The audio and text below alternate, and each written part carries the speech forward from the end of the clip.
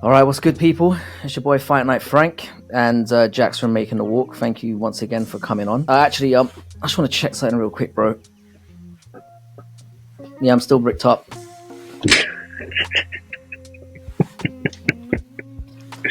Michael Chandler lost on Saturday night. Because I'm the bigger man out here, you know, I'm not going to dunk on Chandler for the usual weird stuff that I like to point out about his life. You know, like how he stalked his wife for 2 years, then finally broke her down and she gave him a date. You know, somehow he kind of sees that as some kind of flex. Yeah, bro, like I finally broke her down. Okay. When it's just creepy and a bit simpy, but, you know, I'm also not going to imply anything about his weird adoption preferences. We're not going to get into that. I'm not even going to talk about, and this is a big thing, about how the little scumbag pretty much cheated in every conceivable way on Saturday night. You know, landed a blatant eye poke in the first minute. I think I counted like 5 cage grabs throughout that contest.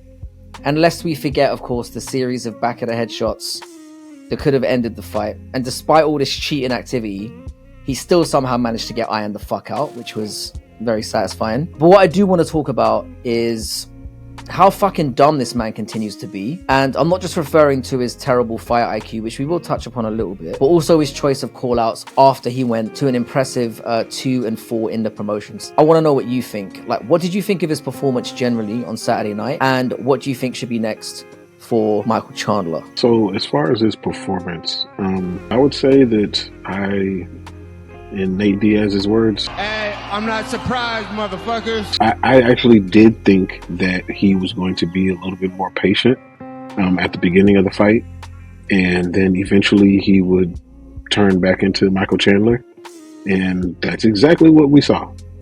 When I say turn back into Michael Chandler, you see the good side, which is the weird athleticism that he has, but at the same time, the stupidity that he shows from time to time, and the inability to actually win a fight against top 5 opponents. He checked all of those boxes. He also checked the box of cheating when necessary and when unnecessary. Inside the cage, he's a dirty fighter from all the things that he does, whether they're instinctual or they're on purpose. He's a dirty fighter. And when it comes to hitting people in the back of the head the way that he did, I said on the latest Making the Walk episode that if that was not blonde Charles Oliveira, he might have knocked him out. He didn't shock me with anything that he did in there. I was pleasantly surprised that he took his time a little bit before he turned into full retard mode. But, you know, that's what he do. That's what he does. I think the most surprising thing to me, I mean, he did take a long while to get going. You're absolutely right about that. And I think that kind of hurt him in a lot of ways. It's something that he necessarily needed to do. And I was surprised to some extent at how easily Oliveira was able to win the wrestling aspect of that game. You know how a lot of people have often waxed lyrical about, oh, well, if Chandler was a bit smarter in there, took his time and employed more of a wrestling game, he'd do a lot better. But it kind of showed against certain opponents. Again, you've mentioned that those top 5 guys, he's really going to struggle. But what surprised me a lot more than his performance, we've seen him cheat before. We've seen him do very silly things in there, was the call out. So what do you think the UFC should do with him next? Well, one, I was surprised that he had the opportunity to call anybody out. You lose! Good day, sir! Unless it's a title fight and you get to get on the mic and say something or you're retiring. But no, he had an opportunity to, you know, go into Kurt Angle mode and call out a retired whiskey salesman. Then he calls out Max Holloway for a BMF belt championship fight. Now, mind you, I do think that would be an exciting fight, but he don't deserve that fight. And why would Max fight you? Like, for what? I do think that Chandler could fight somebody else that it would also be exciting, and it would give that person a chance to get back up into that wherever they are in the rankings now. I don't know if he dropped or if he stayed the same. If I know the rankings the way that I think I know them, he probably stayed right where he is. Did he stay the same? Checked. He stayed exactly where he is. I thought so. I'm surprised he didn't get promoted and put in the top 5. Nothing is ridiculous. Sorry It's to ridiculous. interrupt. Where do you think it's going to go? Oh no, that's good. I think that a good fight for him would be, and a good fight for us would be Michael Chandler against Rafael Fiziev. I think that would be a very interesting fight because I think everybody's trying to catch Benny while he's on the way down. I feel like Benny might go to either Paddy or Moicano or somebody like that. Yeah. I think that Michael Chandler against Fiziev would be an amazing fight. You can't go wrong.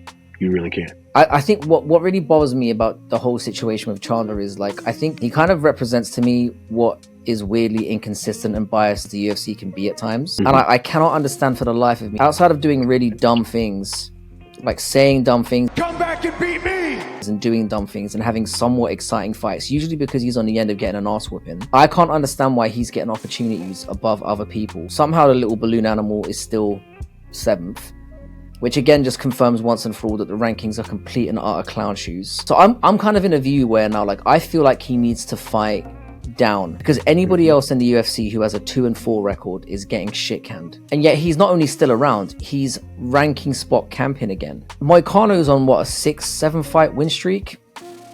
Yep. And he's 4 slots below him. It makes no sense.